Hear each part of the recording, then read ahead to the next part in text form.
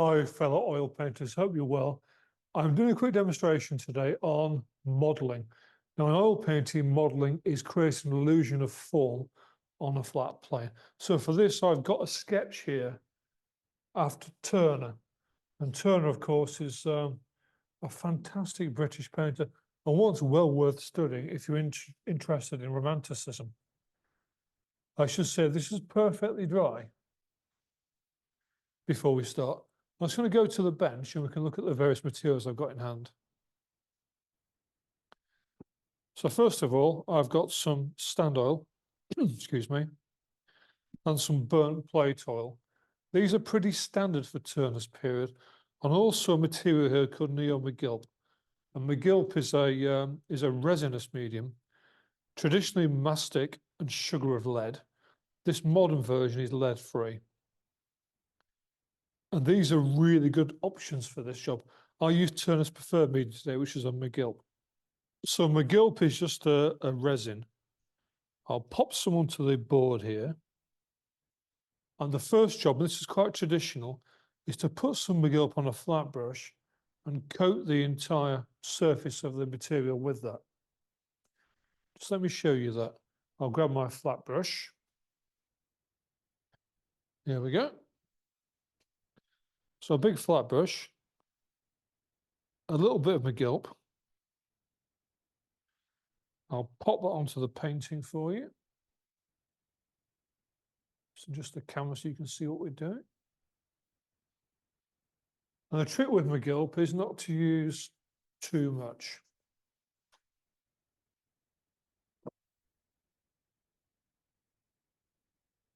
And you can see what it's actually doing is making the darks a little deeper and darker. And what you probably can't see is it's lubricating the surface of the painting. This process is called laying down a couch in traditional Victorian painting manuals. It's a couch of medium ready to receive a glaze.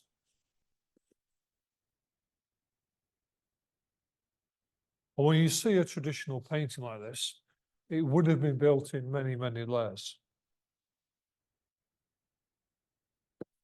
I'm taking my time with this because I want the couch of medium to be nice and even.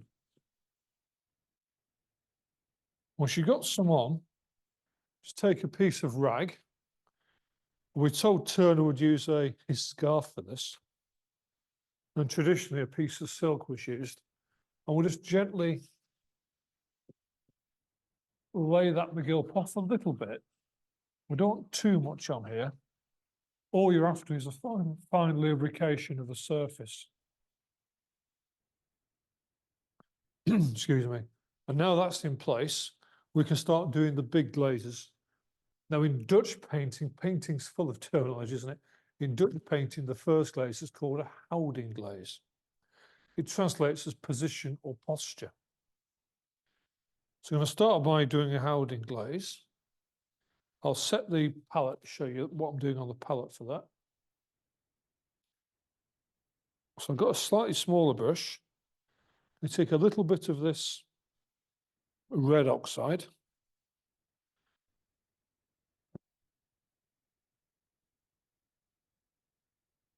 Just pop it on the edge of the brush like that.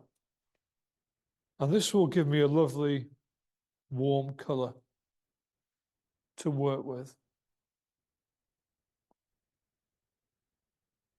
Now, what I'm not doing here is I'm not doing a copy of Turner. I'm doing a study in the manner of Turner. So I'm going to start by dropping down this big glaze just to get some warmth into this foreground.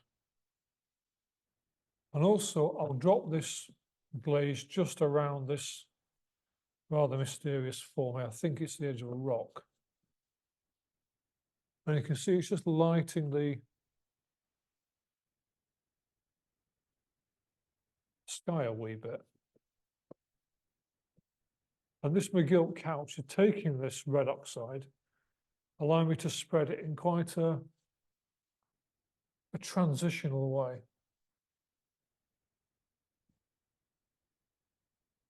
This halation around the form is very classical. Now I'll take a little bit of zinc white And zinc is designed for this, really. And start to add that to the body of the cloud here. And of course, with the red oxide, it's making a pink. I'm not trying to copy Turner's picture precisely. I'm doing a study of it. And by studying paintings such as this, I taught myself to paint.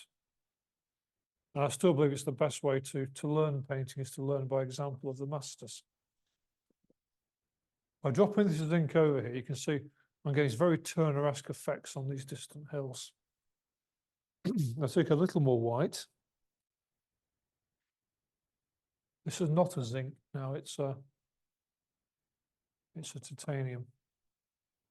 On which with the edge of the brush, I'll just get some more solid light into the body of this cloud, and also possibly get some mist coming down these hills. You see how easy it is to create these transitional effects using a McGill style glaze, McGill style medium rather. And now some blue paint. I'll take a cool blue for this, a turquoisey blue. And perhaps just give a slight bluing to this distant peak. So when you see Albert Bierstadt's work, Hudson River School, for instance, or you see a Turner or a Constable using lovely transitional glazes, the chances are, if it's 19th century, you're looking at some McGill glaze. Now some more opaque white, just to start to get this light into this side of the painting. There we go. Now, unfortunately, the best way to get this white into paintings often is just to use your fingers, and you can very easily appreciate how Turner and Goya, for instance, got painter's colic from touching lead white repetitiously. I'll drop a bit around the edge of this rock and just find the top of the sky. When painters talk about the push and pull of paint, this is what they mean. He's finding and losing forms. I want to reinforce the clouds a little bit now. So using the glaze as a base, I'll model in. I'll just take some blue paint and some black paint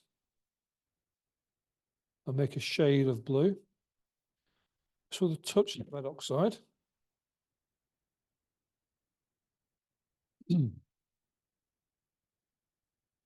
Just find the odd cloud edge there. And because, and this is the important bit, because this paint is open, it's really easy for me to get lovely transitional edges in here.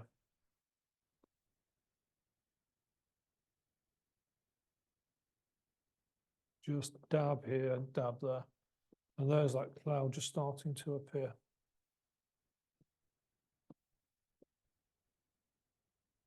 This entire surface is now alive and it's open, which means I can just play with it. I can cut back into it with a rag just to find more light within that cloud mass. And if you choose to, you can always just reset it by going back into it with rags and brushes. It's a very intuitive system.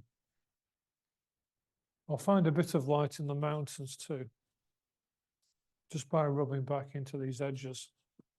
Maybe reinforce a peak here and a peak there.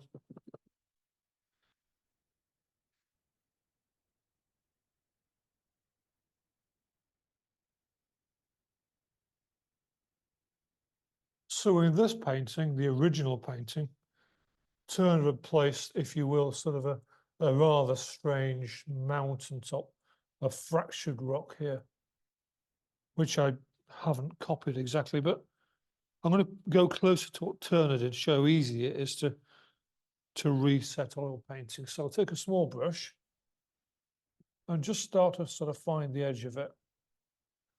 I want this mountain top to be, that will be about the right edge. So all of the sky north of here, if you will, I'll just mat out with a brush. If you want to cover opaque sky, it's important in oils at least to use a titanium white. And that will give you the maximum coverage. Taking this half-tone sort of pinkish paint, I'm just going to work this into the clouds now. The great thing about oils as compared to, say, watercolours is just how easy it is to get these sort of transitional effects and edges placed over existing paint layers. There we go.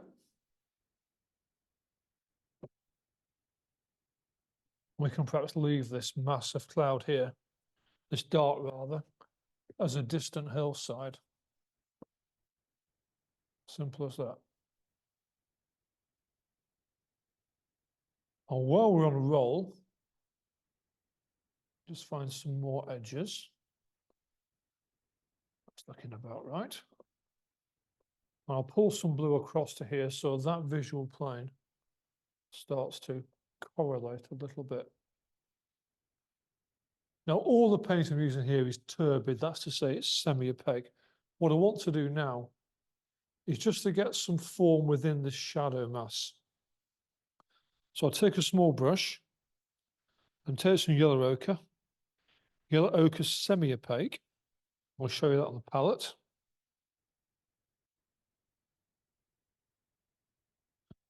Here's the yellow ochre. It's a semi-opaque paint. I'll put a touch of transparent orange in there.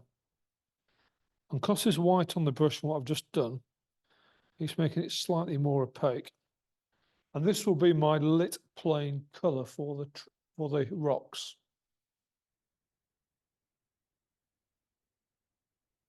So for example, the lit planes for the rocks is going to start about here. It's going to start to find them in here. So I'll leave bits of the existing shade plane just extant. Don't take them off. So that's a shade plane. That's a lit plane. And it's just simple modeling using traditional oil techniques. As it comes forward, nominally speaking, I'll just make that yellow ochre just a bit more opaque.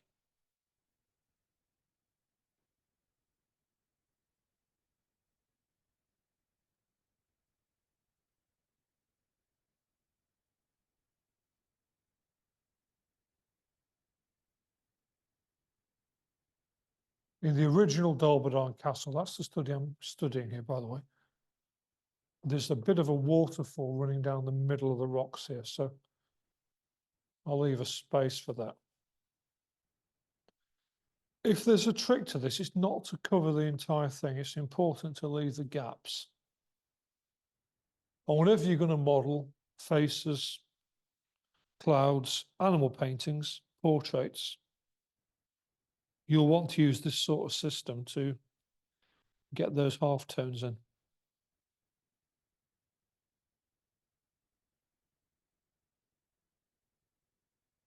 Because I've got the couch on here of the original McGilp, it's very easy just to drop into it with these sort of masses of resinous paint. It takes a little bit of getting used to this particular rheology. Rheology, by the way, just means how the paint moves. There we go.